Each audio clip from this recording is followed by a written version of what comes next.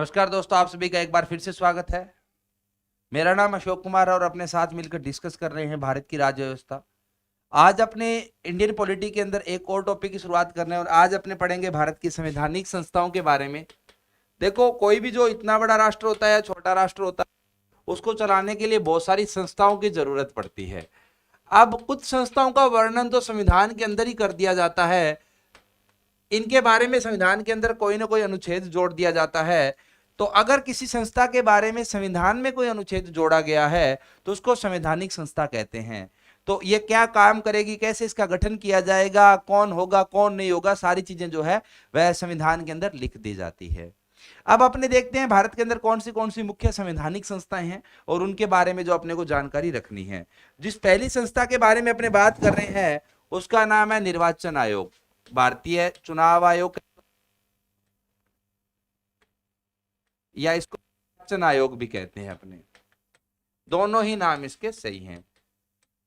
अब पहली बात तो नाम से स्पष्ट है कि इसका काम क्या होगा। तो इसका काम है साहब, राष्ट्रपति, उपराष्ट्रपति, लोकसभा, राज्यसभा, राज्यसभा,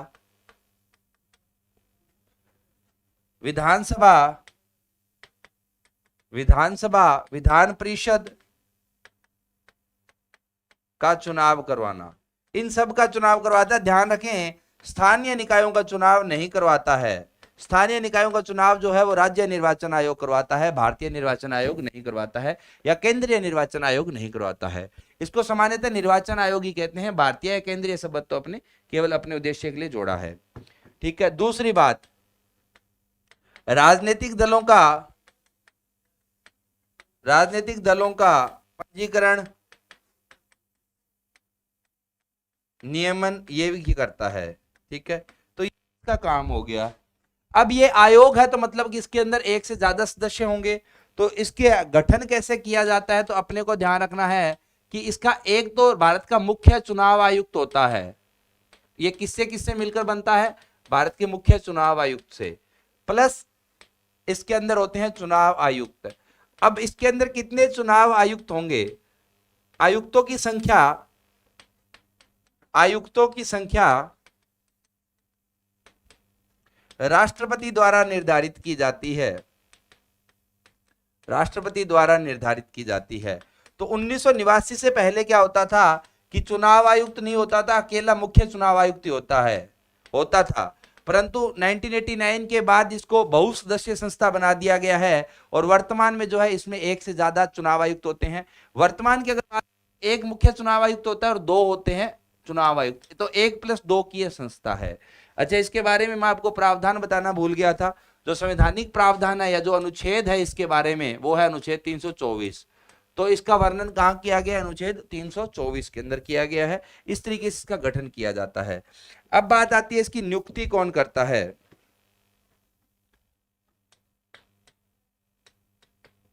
नियुक्ति व शर्तें कि किस व्यक्ति को बनाया जा सकता है, किसको नहीं बनाया जा सकता, ये सारी चीजें किसके द्वारा निर्धारित की जाती है? राष्ट्रपति के द्वारा निर्धारित की जाती है। ठीक है। वैसे ही अब बात आती है कि इनका अवधि या कार्यकाल क्या होता है। कार्यकाल, तो इनका कार्यकाल का एक ही तरीका है, 6 वर्ष या 65 वर्ष की आयु। तो इनकी रिटायरमेंट एज क्या हो जाएगी? 65 वर्ष, या फिर ये 6 वर्ष के लिए नियुक्त किए जाते हैं। ठीक है। तो अगर 6 वर्ष से पहले इन्होंने 65 वर्ष की आयु को पार कर लिया तो इनको पद से हटा दिया जाएगा। अगर 6 वर्ष से पहले इन्होंने 65 वर्ष की आयु को पार नहीं किया तो इनको पद पर बने रहने का अधिकार है। दूसरा बात आता है, क्या इनको 6 वर्ष से पहले भी अपने पद से हटाया जा सकता है? तो हटाने का तरीका क्या होगा? तो आपको केवल इतना ध्यान रखना है, सुप्रीम कोर्ट जज के समान। तो जिस तरीके से सुप्रीम कोर्ट के जज को संसद के विशेष बहुमत से हटाया जा सकता है, वैसे ही भारत के चुनाव आयुक्त और मुख्य चुनाव आयुक्तों को भी संसद के विशेष बहुमत से हटाया जा सकता है। ठीक है, इतना सा ध्यान रखना है। दूसरा, निर्णय कैसे लिए जाते हैं चुनाव आयोग के अंदर? निर्णय का तरीका, तो 3 लोग हैं वहां पर, मुख्य चुनाव आयुक्त और 2 चुनाव आयुक्त। तीनों का निर्णय लेने का तरीका क्या है? बहुमत द्वारा। तो अगर कोई भी मुद्दा है तो तीनों लोगों को आपस में बैठकर बात करनी होगी, और जिस तरफ दो लोग हैं, अगर जैसे कि कोई कहता है कि विधानसभा चुनाव जो है करवाने हैं, स्थगित करने, उदाहरण के लिए निर्णय का मुद्दा क्या है कि विधानसभा के चुनाव स्थगित करने हैं या नहीं करने, तो अगर दो लोगों ने कहा कि करने हैं तो करना ही पड़ेगा, चाहे मुख्य चुनाव आयुक्त कुछ भी कहता रहे, कोई फर्क नहीं पड़ेगा। तो जब बात निर्णय लेने की आती है तो तीनों चुनाव, चाहे वो मुख्य चुनाव आयुक्त हो चाहे वो सामान्य चुनाव आयुक्त हो, सबकी शक्तियां बराबर होती है, निर्णय बहुमत से होता है। इतनी सी चीज अपने को ध्यान रखनी है। अगली संस्था जिसके बारे में अपने पढ़ रहे हैं वो है यूपीएससी, या जिसको अपने कहते हैं संघ लोक सेवा आयोग। संघ लोक सेवा आयोग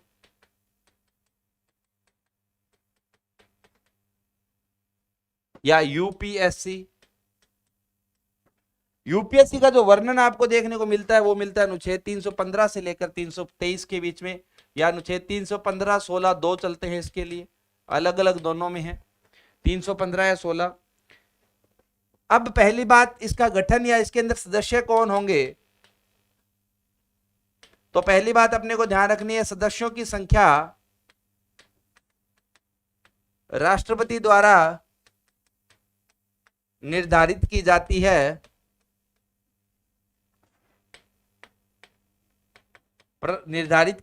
है, परंतु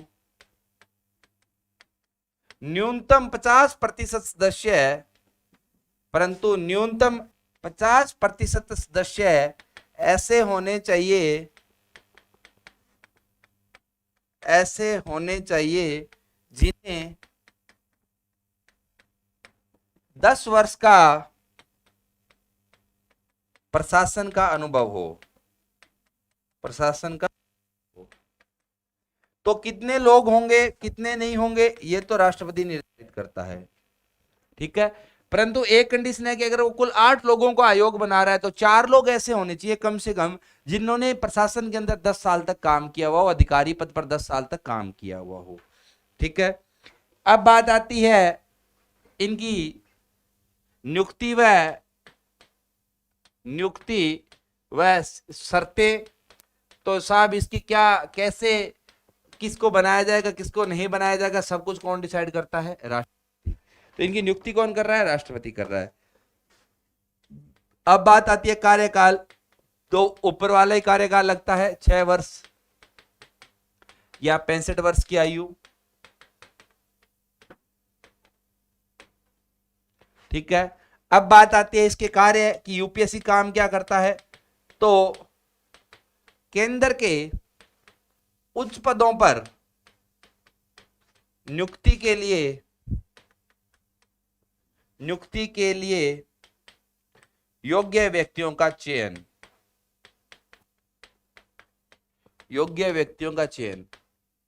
दूसरा,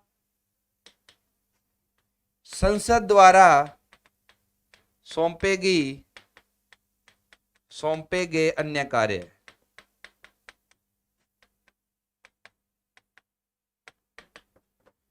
तो यूपीएससी क्या करता है, जो केंद्र सरकार के उच्च पद हैं उनके पेपर लेता है। उनकी ट्रेनिंग का काम यूपीएससी का नहीं है, उनको तनख्वाह देने का काम यूपीएससी का नहीं है। यूपीएससी केवल पेपर लेकर एक लिस्ट बना लेता है कि हमारे नजर में ये योग्य अभ्यर्थी हैं, इनको नियुक्ति दे दी जाए।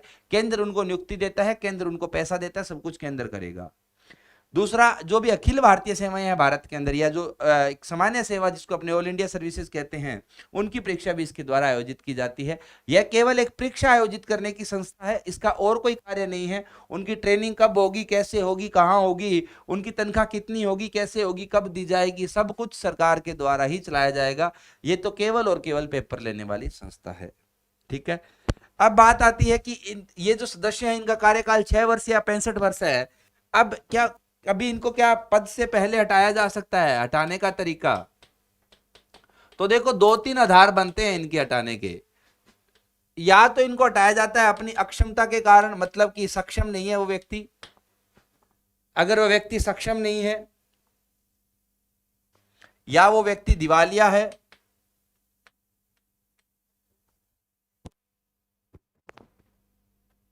या अन्य पद धारण किया है, अन्य पद पर आसीन है।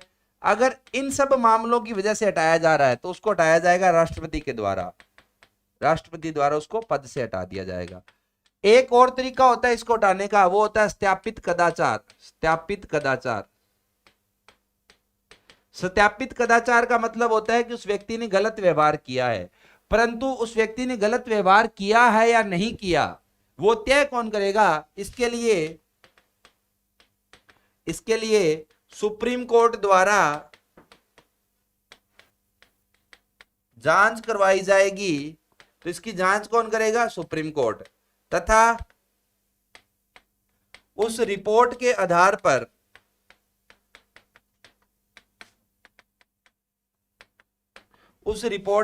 पर राष्ट्रपति हटाता है। ठीक है, तो सुप्रीम कोर्ट जांच की जाएगी पहले कि उस व्यक्ति पर जो कदाचार है वो सही है या नहीं है। अगर आरोप सही पाया जाता है तो सुप्रीम कोर्ट राष्ट्रपति को कह देगा कि हाँ साहब इस आदमी को हटा दो, ये गलत आदमी है, तो राष्ट्रपति उस आदमी को हटा देगा। एक चीज और ध्यान रखनी है यूपीएससी के बारे में, तो चाहे यूपीएससी का अध्यक्ष हो चाहे यूपीएससी का सदस्य हो, वो सेवानिवृत्ति के बाद सरकारी नौकरी के लिए अयोग्य हो जाते हैं। मतलब कि सरकार के द्वारा अन्य उनको कोई दूसरी नौकरी या दूसरा रोजगार नहीं दिया जा सकता एक बार वो यूपीएससी से रिटायर हो गए। ऐसा क्यों किया जाता है? ऐसा किया जाता है पद की स्वतंत्रता बनाए रखने के लिए। क्यों?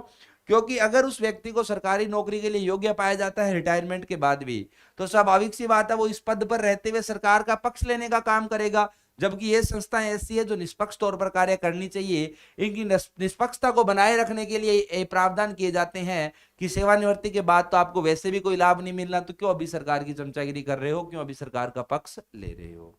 ठीक है, इसी तरीके से एक ये जो यूपीएससी है इसी तरीके से एक बनाया जाता है संयुक्त लोक सेवा आयोग। संयुक्त लोक सेवा आयोग, संयुक्त लोक सेवा आयोग क्या होता है? पहली बात तो दो या दो से राज्यों की प्रार्थना पर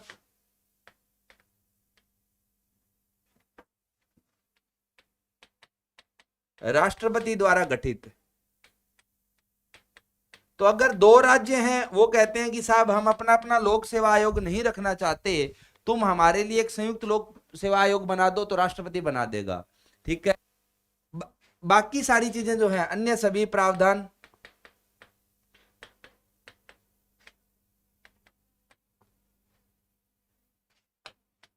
यूपीएससी के बराबर होते हैं। नियुक्ति हटाने का तरीका सब कुछ जो है इसी के बराबर होते हैं। इसी तरीके से भारत के अंदर अलग अलग राज्यों के अंदर राज्य लोक सेवा आयोग भी बनाया जाता है। राज्य लोक सेवा आयोग, जैसे राजस्थान के अंदर राजस्थान लोक सेवा आयोग है, जिनको अपने एसपीएससी कहते हैं। ये जो एसपीएससी होते हैं कार्य वही रहेंगे, राज्य के उच्च पदों के लिए काम करना है, सरकार के द्वारा जो अन्य जिम्मेदारी दी जा रही है सब कुछ वही रहेगा। केवल एक बात की आ जाता है गठन, इसका कैसे होगा? तो इसके गठन के लिए अपने को ध्यान रखना है कि इसके सदस्यों की संख्या राज्यपाल के द्वारा निर्धारित की जाती है। सदस्यों की संख्या राज्यपाल द्वारा कि कितने लोग यहां पर होंगे।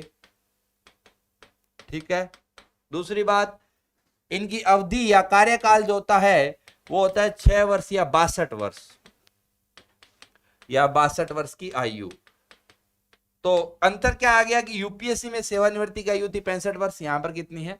62 वर्ष। यही अंतर हाईकोर्ट और सुप्रीम कोर्ट की सेवानिवृत्ति आयु में भी होता है। हटाने का तरीका जो है, हटाने का तरीका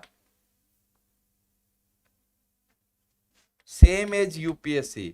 तो जिस तरीके से यूपीएससी को हटाया जाता है या यूपीएससी के सदस्यों को हटाया जाता है प्रेसिडेंट के द्वारा, राष्ट्रपति के द्वारा, उसी तरीके से राज्य लोक सेवा आयोग के सदस्यों को भी हटाया जा सकता है।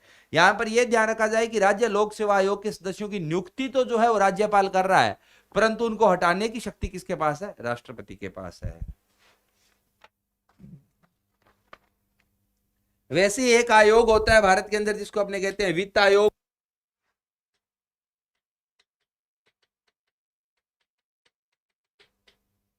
वित्त आयोग का आपको वर्णन देखने को मिलता है अनुच्छेद 280 के अंदर।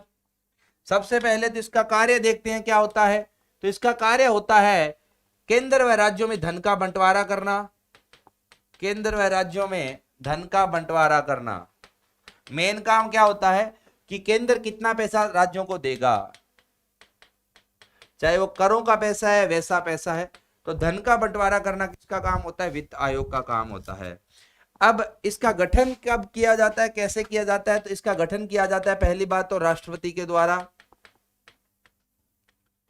राष्ट्रपति के द्वारा प्रत्येक 5 वर्ष या उससे पहले, तो हर 5 साल में तो करना अनिवार्य है, परंतु अगर उससे पहले तो भी राष्ट्रपति उसका गठन कर सकता है। ठीक है। इसके अंदर सदस्य कितने होते हैं, इसके अंदर सदस्य होते हैं एक अध्यक्ष प्लस 4 सदस्य। अध्यक्ष किसको बनाया जा सकता है, अध्यक्ष ऐसे व्यक्ति को बनाया जाता है, ऐसा व्यक्ति जिसे प्रशासन का अनुभव हो, उस व्यक्ति को क्या बनाया जाता है, अध्यक्ष बनाया जाता है। ठीक है। सदस्य किसको बनाया जा सकता है, ऐसा व्यक्ति जो हाईकोर्ट का जज रहा हो या वित्त का ज्ञाता हो, वित्त के मामलों का ज्ञाता हो, इनको सदस्य बनाया जाता है। ठीक है। अब बात आती है हटाना। तो राष्ट्रपति अपनी मर्जी से कभी भी हटा सकता है। सेवानिवृत्ति की आयु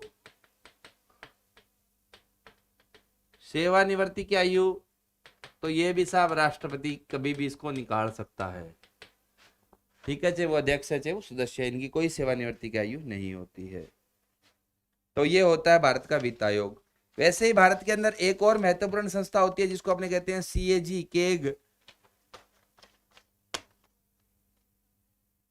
CAG का हिंदी मतलब होता है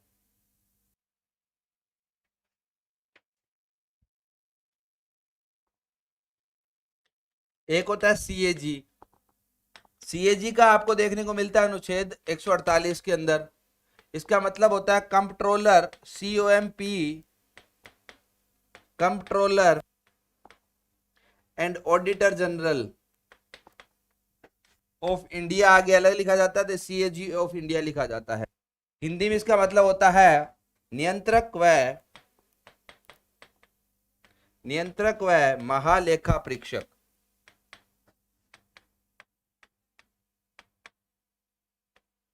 ठीक है। तो ये आयोग नहीं है, देखो इसके अंदर एक ही व्यक्ति होता है, एक अधिकारी है, एक पद है जिसका नाम है CAG। अब यहां पर बात आती है कि कार्य क्या करता है। तो इसका कार्य होता है यह जांचना कि सरकार ने धन सही तरीके से प्रयोग में लिया है, सही तरीके से प्रयोग में लिया है तथा उसका रिकॉर्ड सरकार के पास हो, उसका रिकॉर्ड सरकार के पास है। तो सरकार को हर साल अपना रिकॉर्ड CAG को दिखाना पड़ता है कि देखो साहब हमने इतना इतना पैसा खर्च कर दिया। तो इन सभी डिपार्टमेंटों का ऑडिट जो करता है वो CAG करता है। तो जैसे कंपनी के अंदर ऑडिट करने की जिम्मेदारी CA की होती है, भारत के अंदर सरकारी खातों की ऑडिट करने की जिम्मेदारी CAG की होती है। अब बात आती है इसकी नियुक्ति, शर्तें, योग्यता। नियुक्ति, शर्तें कि कौन बनेगा कौन नहीं बनेगा, तो साहब इसकी नियुक्ति और शर्तें कौन निर्धारित करता है, राष्ट्रपति करता है। अब बात आती है ये कितने अवधि के लिए पद पर नियुक्त होता है। तो अगर इसकी अवधि की बात करें तो इसकी अवधि होती है 6 वर्ष या 65 वर्ष की आयु।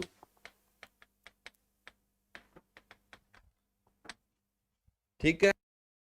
बात आती है हटाने का तरीका। अगर 6 वर्ष से पहले इसको पद से हटाना हो तो क्या करेंगे, तो आपको ध्यान रखना है सेम एज SC जज। तो जिस तरीके से सुप्रीम कोर्ट के न्यायाधीश को संसद के विशेष बहुमत द्वारा हटाया जा सकता है, वैसे इसको हटाया जाता है। एक चीज का और ध्यान रखना है, सेवानिवृत्ति के बाद सरकारी पद के लिए योग्य नहीं, सरकारी पद के लिए योग्य नहीं।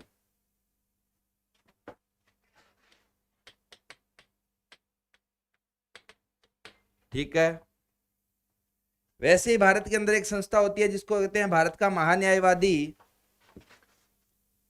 संस्था नहीं, ये अकेला व्यक्ति होता है, भारत का महान्यायवादी।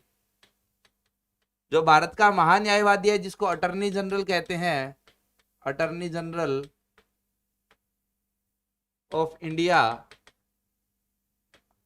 ये जो होता है इसका आपको वर्णन देखने को मिलता है अनुच्छेद 76 के अंदर। पहली बात आपको ध्यान रखनी है कि एक केंद्रीय कार्यपालिका का सदस्य होता है। ठीक है, इसको सारे वो अधिकार मिलते हैं जो एक मंत्री को मिले होते हैं, एक मंत्री के बराबर पद है ये।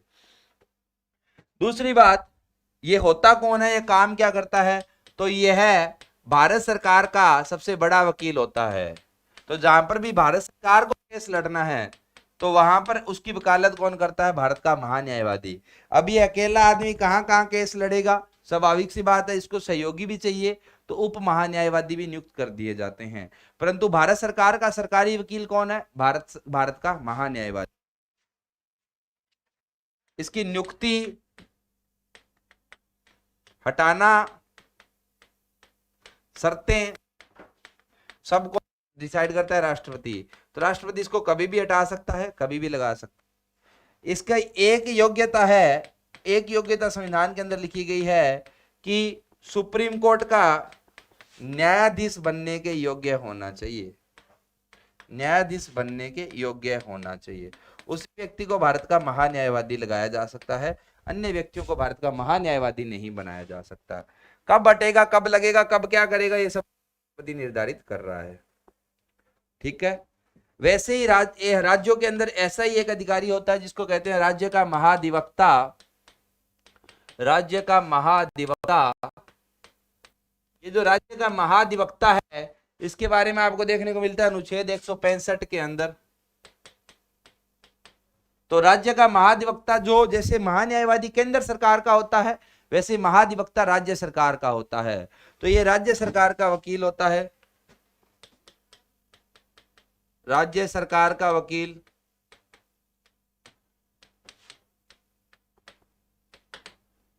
इसको लगाना, हटाना या इसकी नियुक्ति, हटाना, सब कुछ जो शर्तें वर्तें जो है वह कौन तय करता है, राज्यपाल तय करता है। ठीक है। इसकी एक योग्यता जो अनिवार्य है वो ये है कि हाईकोर्ट का जज बनने का, उच्च न्यायालय का जज बनने के योग्य होना चाहिए।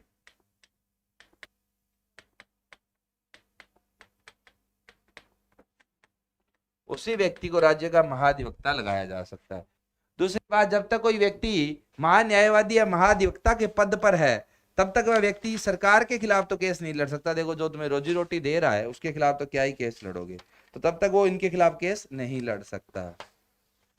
ठीक है।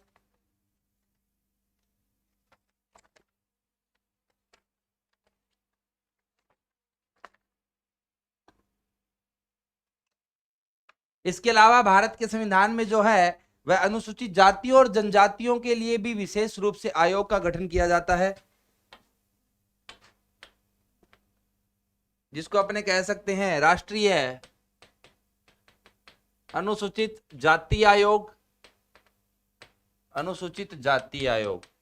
तो ये जो राष्ट्रीय अनुसूचित जाति आयोग है, इसका काम क्या होगा, नेशनल कमीशन फॉर एससी। इसका काम होगा सरकार को एससी के कल्याण के लिए परामर्श देना कि सरकार आप ये काम करो, कल्याण के लिए परामर्श देना वो इनका काम है, परामर्श देना। दूसरा काम क्या होगा, एससी के हितों का संरक्षण करना, वो इसका काम होता है। तो ये एक आयोग है तो वर्णन आपको देखने को मिलता है वो मिलता है अनुच्छेद 338 के अंदर। अब बात आती है इसका गठन जो है कौन कौन होता है। तो इसके अंदर एक अध्यक्ष होता है प्लस एक उपाध्यक्ष होता है प्लस 3 सदस्य होते हैं। तो कुल 5 लोग होते हैं, एक अध्यक्ष, एक उपाध्यक्ष और 3 सदस्य।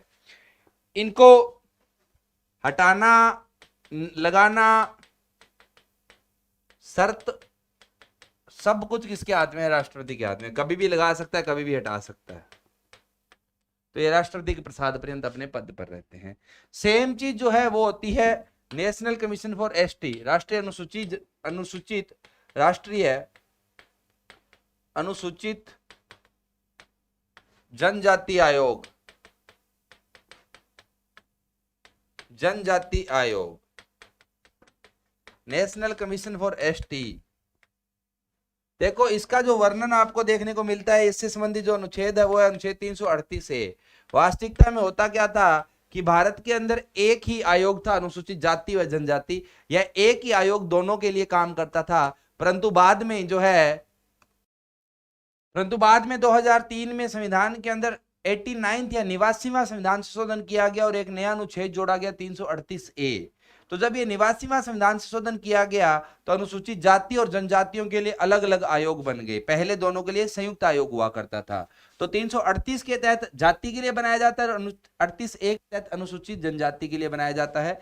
इतना ध्यान रखना है कि 89th कॉन्स्टिट्यूशनल अमेंडमेंट 2003 द्वारा, तो 2003 से पहले संयुक्त हुआ करता था, परंतु 89वें संविधान संशोधन 2003 के बाद से अलग अलग बनने लग गया है।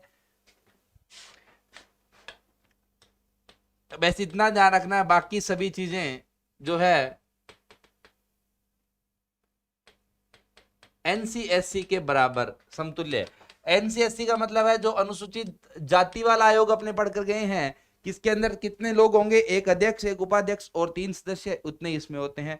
काम क्या करता है? जनजातियों के संरक्षण, जनजातियों के कल्याण के लिए सरकार को परामर्श देना, जनजातियों के हितों का संरक्षण करना, नियुक्ति, हटाना वटाना सब किसके हाथ में है? राष्ट्रपति के हाथ में है।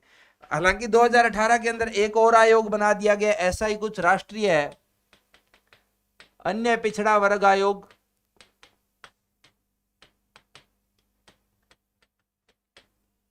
तो जो काम SC ST के लिए ऊपर वाले करते हैं, इसके लिए अनुच्छेद 338B जोड़ा गया है, 338B। और ये हो पाया है 102वें संविधान संशोधन द्वारा, संविधान संशोधन 2018 द्वारा। तो पहले क्या है कि ओबीसी के लिए एक आयोग हुआ करता था, परंतु वो यह आयोग संवैधानिक संस्था नहीं था, परंतु 2018 के अंदर जो है संवैधानिक संस्था बना दिया गया। अन्य सभी प्रावधान उपरोक्त ही रहेंगे, मतलब कि अभी सभी प्रावधान उपरोक्त, मतलब कि इसके अंदर भी वही होते हैं, एक अध्यक्ष, एक उपाध्यक्ष और 3 सदस्य। इनकी नियुक्ति, हटाना वटाना सब राष्ट्रपति के हाथ में है। वैसे ही भारत में अल्पसंख्यकों के लिए अधिकारी होता है,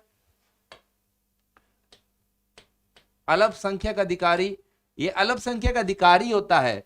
देखो अंतर इतना सा है कि उनके लिए आयोग है, इसके लिए अधिकारी है। तो इसके अंदर एक सदस्य होता है। इसका वर्णन आपको देखने को मिलता है अनुच्छेद 350B के अंदर। तो ये क्या करता है? अल्पसंख्यक कल्याण के लिए, अल्पसंख्यक कल्याण के लिए वो कार्य जो उपरोक्त आयोग अपने वर्ग के लिए करते हैं, जो उपरोक्त आयोग अपने वर्गों के लिए करते हैं। ठीक है। तो जो नेशनल कमीशन फॉर SC है या ST है, OBC है, वो अपने अपने वर्गों के लिए करता है, वही काम ये करता है। अंतर क्या है कि वहां पर एक बहुसदस्य आयोग है और यहाँ पर एक एकल सदस्य अधिकारी है, एक पद है। हटाना लगाना राष्ट्रपति के हाथ में है। तो दोस्तों ये कहानी है भारत के संवैधानिक संस्थानों की। हालांकि भारत के अंदर बहुत सारी संस्थान ऐसे भी हैं जो संवैधानिक नहीं है, जो वैधानिक संस्थान है। अपने पढ़ेंगे भारत के वैधानिक संस्थान। देखो इनको सांवैधिक संस्थान भी कहते हैं, सांवैधिक या वैधानिक संस्थान। अब सांवैधिक या वैधानिक संस्थान का मतलब क्या है? ऐसे संस्थान ऐसे संस्थान जो संसद की विधि के आधार पर बनाए जाते हैं। तो इन संस्थानों का वर्णन आपको कहां देखने को मिलेगा? संसद के किसी न किसी अधिनियम के अंदर देखने को मिलेगा। तो इनका स्रोत क्या? संसद का अधिनियम है। ऐसे कौन से संस्थान है? पहला संस्थान है राष्ट्रीय मानवाधिकार आयोग। मानवाधिकार आयोग,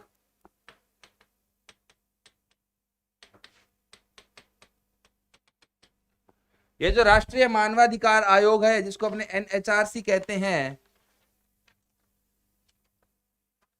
या जिसको अपने NHRC कहते हैं, इसके लिए जो अधिनियम है, जिस अधिनियम के तहत बनाया गया है, वो है राष्ट्रीय मानवाधिकार अधिनियम 1993 सॉरी, राष्ट्रीय मानवाधिकार अधिनियम, मानवाधिकार अधिनियम 1993 के तहत इसको बनाया गया है। अब ये कार्य क्या करता है? कार्य मानवाधिकार उल्लंघनों की जांच,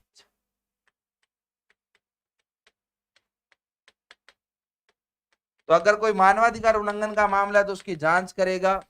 परंतु ध्यान रखना है कि परंतु केवल 1 वर्ष पुराने मामले की जांच कर सकता है।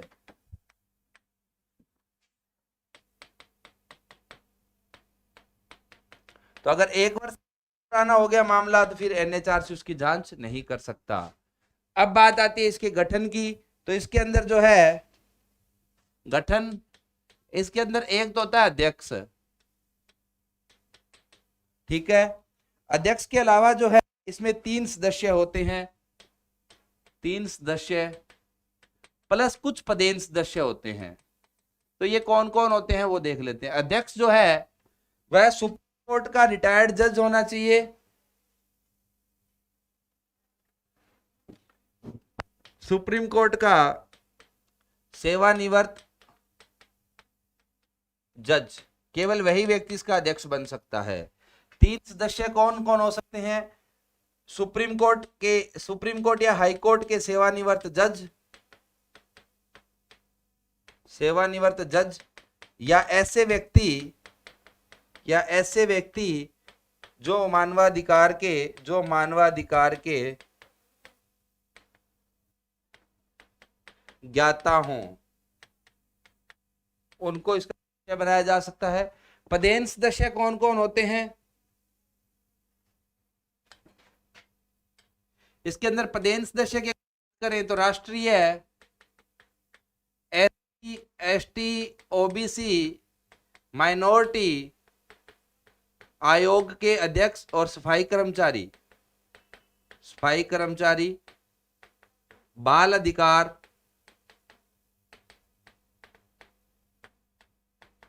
महिला अधिकार, महिला आयोग के अध्यक्ष। ये कोई नहीं पूछेगा आपसे।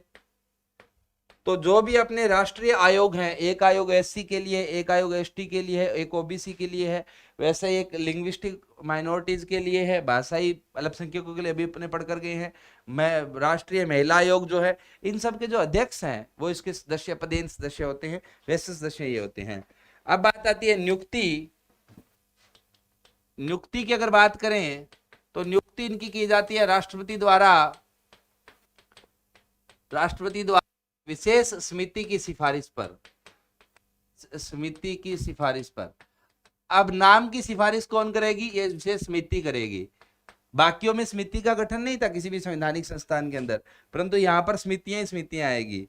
अब इस विशेष समिति के अंदर कौन कौन होता है? अगर विशेष समिति की बात करें तो भारत का प्रधानमंत्री इसका सदस्य होता है। प्रधानमंत्री के अलावा दूसरा लोकसभा अध्यक्ष,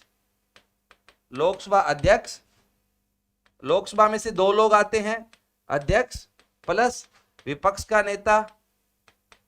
तो जो लोकसभा में विपक्ष का नेता होता है वह और अध्यक्ष दोनों आते हैं, प्लस राज्यसभा के अंदर से भी यही 2 लोग आएंगे। कौन कौन? राज्यसभा का उपसभापति तथा राज्यसभा में जो विपक्ष का नेता होता है। और कौन आएगा इसमें? और इसमें आएगा भारत का गृह मंत्री। तो इन 6 लोगों की एक कमेटी बनती है। ये कमेटी नाम की सिफारिश करती है, उस सिफारिश के आधार पर राष्ट्रपति के द्वारा नियुक्ति की जाती है। बात आती है इनके कार्यकाल की, तो इनका कार्यकाल जो है वह 3 वर्ष या 70 वर्ष की आयु।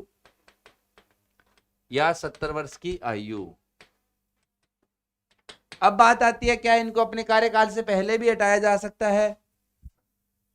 हटाना तो इनको वही तरीका लगता है हटाने का, क्या कि या तो अगर इनको इनकी अक्षमता के कारण या दिवालियापन के कारण हटाया जा रहा है तो राष्ट्रपति द्वारा हटा दिया जाएगा, उसको किसी भी से परामर्श लेने की जरूरत नहीं है। परंतु अगर इनको सत्यापित कदाचार के आधार पर हटाया जा रहा है, सत्यापित कदाचार, तो फिर इसको हटाने के लिए जो है एससी की जांच के बाद राष्ट्रपति द्वारा, तो पहले सुप्रीम कोर्ट जांच करेगा कि इस व्यक्ति पर जो कदाचार का आरोप लगाया गया है वह सही है या नहीं है। अगर उसके द्वारा सत्यापित कर दिया जाता है सुप्रीम कोर्ट के द्वारा तो इसको हटा दिया जाता है। ठीक है।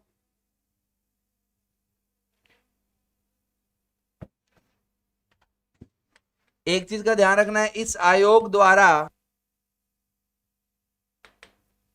सरकार को इस आयोग द्वारा दी गई क्षतिपूर्ति या दिए गए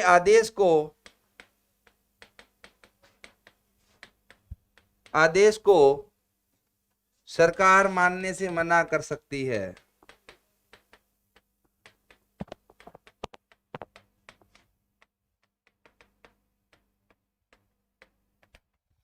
जैसे कि अगर किसी व्यक्ति के मानवाधिकारों का उल्लंघन हुआ था और इसने आदेश दिया कि सरकार इस व्यक्ति को 2 लाख का मुआवजा देगी, सरकार कह देगी हम तो नहीं देंगे। ठीक है। अब जब एनएचआरसी बना है तो स्वाभाविक सी बात है एसएचआरसी भी बनेगा, राज्य के अंदर भी मानवाधिकार आयोग बनेंगे, तो राज्यों के अंदर भी मानवाधिकार आयोग बनाए जाते हैं। राज्य मानवाधिकार आयोग, सेम अधिनियम है, सब कुछ है, केवल 1-2 चीजें बदलेगी। जैसे गठन एक अध्यक्ष होता है प्लस 2 सदस्य होते हैं। अब ये अध्यक्ष कौन होगा? अध्यक्ष होगा हाईकोर्ट का सेवानिवृत्त जज। देखो पहले यहां पर लिखा जाता था कि हाईकोर्ट का सेवानिवृत्त मुख्य न्यायाधीश, अब मुख्य न्यायाधीश वाली बात बदल दी गई है। वैसे एनएचआरसी के अंदर भी लिखा जाता था कि सुप्रीम कोर्ट का सेवानिवृत्त मुख्य न्यायाधीश अध्यक्ष बन सकता है। ऐसा नहीं है, कोई भी जज जो सेवानिवृत्त हो चुका है चाहे वो मुख्य न्यायाधीश था या नहीं था उसको बनाया जा सकता है। इनकी बात आती है नियुक्ति की, तो इनकी नियुक्ति राज्यपाल द्वारा समिति की सिफारिश पर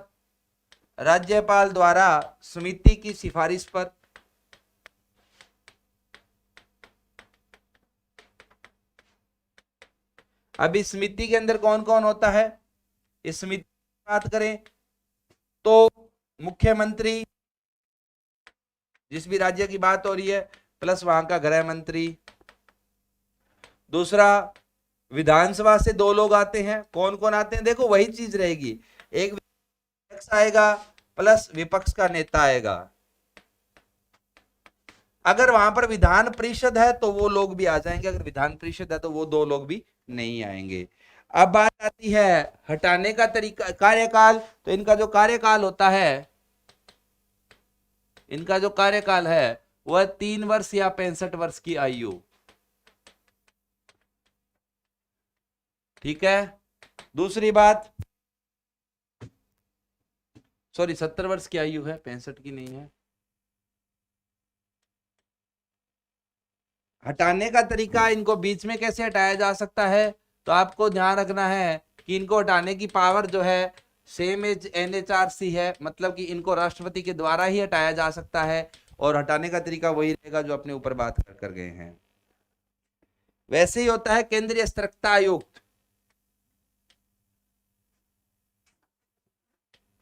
केंद्रीय सतर्कता आयोग इसका काम क्या होता है अगर अपनी बात करें तो पहली बात तो देखो इनको, वैसे तो ये बन गया था, इसकी जो स्थापना है, इसकी स्थापना 1965 में संतनाम जो है उसकी सिफारिश पर की गई थी।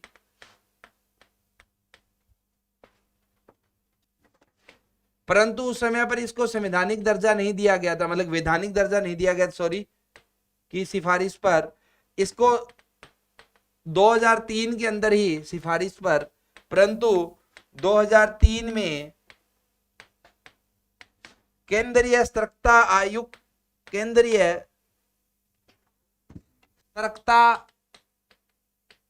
आयोग अधिनियम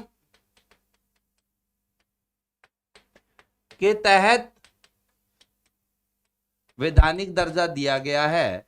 उससे पहले इसको वैधानिक दर्जा नहीं था। यह काम क्या करता है? कार्य केंद्र के उच्च अधिकारियों द्वारा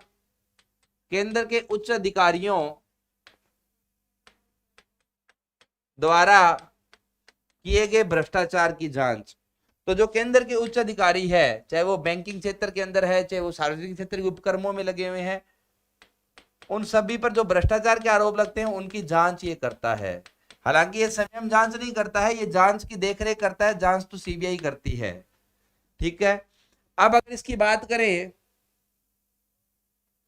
गठन जो है इसके अंदर जो है मुख्य आयुक्त, मुख्य सतर्कता प्लस 2 अन्य आयुक्त होते हैं, अब बात आती है इनकी नियुक्तिकर्ता कौन है। इनकी नियुक्ति की जाती है राष्ट्रपति द्वारा समिति की सिफारिश पर। अब उस समिति में कौन कौन होगा साहब?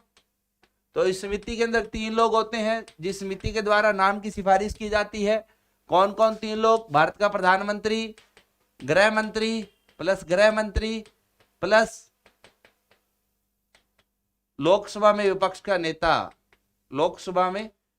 का नेता। इन 3 लोगों की समिति के द्वारा जो है नाम की सिफारिश की जाती है।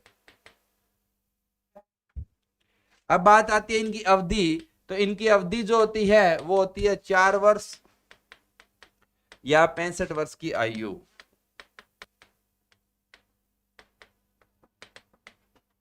ठीक है। हटाने का तरीका, इनको पद से पहले हटाया जा सकता है क्या? बिल्कुल हटाया जा सकता है। कैसे हटाया जा सकता है? तो देखो सेम एज एनएचआरसी है, सेम एज एनएचआरसी। जो राष्ट्रीय मानवाधिकार आयोग का हटाने का तरीका था कि अगर मामला अक्षमता का, दिवालियापन का या कोई अन्य आरोप है तो राष्ट्रपति बिना किसी जांच के हटा सकता है। परंतु अगर आरोप कदाचार और दुर्व्यवहार का लगा है तो फिर जो है सुप्रीम कोर्ट की जांच के बाद जो है उसको हटाया जा सकता है, अगर सुप्रीम कोर्ट अपनी रिपोर्ट के अंदर यह कहता है कि हाँ ये व्यक्ति इसका दोषी है। एक चीज और ध्यान रखनी है इसके बारे में, सेवानिवृत्ति के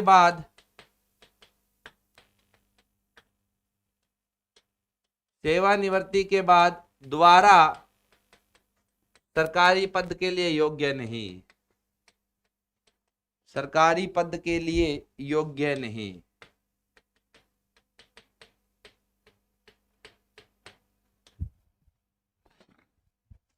वैसे ही एक होता है केंद्रीय सूचना आयोग,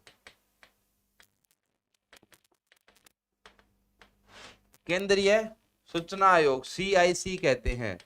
इसका गठन जो है वो RTI एक्ट 2005 के तहत किया जाता है।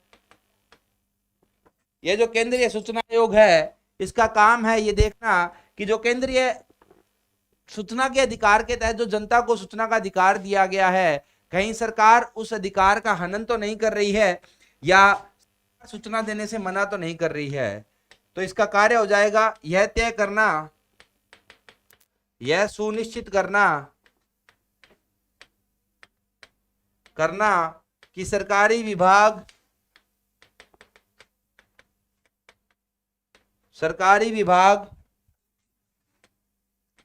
RTI का क्रियान्वयन कर रहे हैं या नहीं।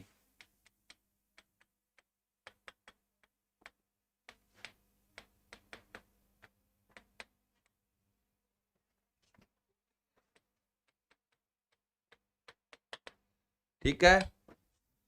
अब ये एक आयोग है, तो इसका गठन जो है वो होता है अध्यक्ष, मुख्य सूचना आयुक्त, मुख्य सूचना आयुक्त प्लस मुख्य सूचना आयुक्त प्लस अधिकतम 10 अन्य आयुक्त, अधिकतम 10 सूचना आयुक्त।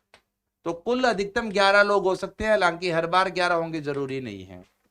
ठीक है। नियुक्ति जो है वो राष्ट्रपति द्वारा विशेष समिति की सिफारिश पर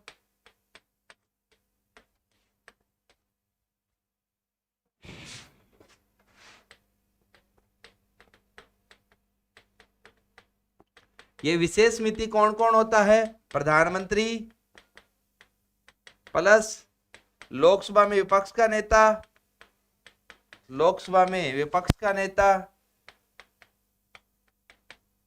प्लस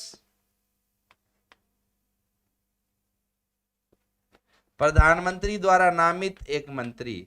तो इसके अंदर और सीबीसी के अंदर आ जाता है कि वहां पर बाकी दो सदस्य तो सेम होते हैं, परंतु वहां पर गृह मंत्री होता है, यहाँ पर गृह मंत्री के होने की अनिवार्यता नहीं है। प्रधानमंत्री किसी भी मंत्री को कमेटी में बिठा सकता है। अब बात आता है कार्यकाल और वो चीजें, इसकी जो अन्य सभी इसको अन्य शर्तें जो है, मतलब कि इसको कितनी पहले से तनख्वाह फिक्स होती थी, अब ऐसी कुछ नहीं है। अन्य शर्तें केंद्र सरकार द्वारा निर्धारित है, मतलब इसका कार्यकाल कितना होगा, कितना नहीं होगा, सेवानिवृत्ति की आयु कितनी होगी, कितनी नहीं होगी, केंद्र सरकार निर्धारित करेगी, क्योंकि 2019 में इसमें संशोधन हो चुका है। हालांकि इसको हटाने का तरीका जो है, हटाने का तरीका वो सेम एज एनएचआरसी है, जैसे राष्ट्रीय मानवाधिकार आयोग के सदस्यों को हटाया जाता है, उसी तरीके से इसको हटाया जा सकता है। ये जो केंद्रीय सूचना आयोग होता है, उसी की तरह जो है राज्य सूचना आयोग भी होता है। राज्य सूचना आयोग, ये जो राज्य सूचना आयोग होता है, सारी प्रक्रिया वही रहती है। इसकी नियुक्ति की बात आती है अगर, तो इसकी पहले इसके गठन की बात करें कि कितने लोग होते हैं इसके अंदर, तो गठन एक मुख्य सूचना आयुक्त प्लस एक मुख्य सूचना आयुक्त प्लस अधिकतम 10 अन्य सूचना आयुक्त। वही चीज है, नियुक्ति की किसके द्वारा जाती है? नियुक्ति राज्यपाल द्वारा समिति की सिफारिश पर। अब ये समिति कौन होती है? तो देखो सेम ही चीज रहती है, वैसे वहां पर जहां प्रधानमंत्री था वैसे राज्यपाल, यहाँ पर कौन आ जाएगा? मुख्यमंत्री आ जाएगा। मुख्यमंत्री प्लस विधानसभा में विपक्ष का नेता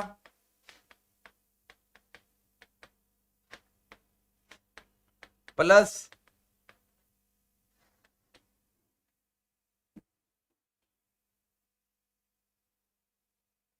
मुख्यमंत्री द्वारा नामित कोई अन्य मंत्री।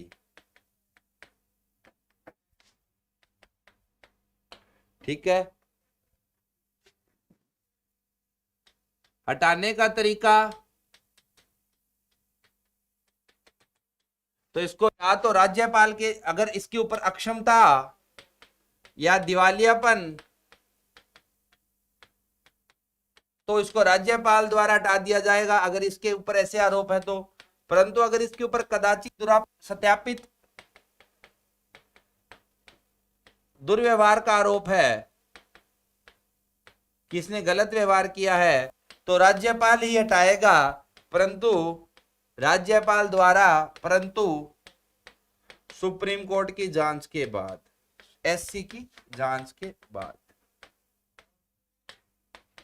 अन्य शर्तें जो है कि इसका कार्यकाल कितने वर्ष का होगा, कब रिटायर होगा, क्या तनख्वाह मिलेगी, वो केंद्र सरकार द्वारा निर्धारित की जाती है। हालांकि पहले अब केंद्र सरकार निर्धारित करेगी। ठीक है। तो दोस्तों ये कहानी है भारत के वैधानिक और संवैधानिक संस्थानों की। ठीक है, तो इसी के साथ अपना ये टॉपिक खत्म होता है। अगली क्लास में एक बार फिर मिलेंगे नए टॉपिक के साथ। तब तक के लिए धन्यवाद, देखते रहिए। Have a good day, thank you, keep watching.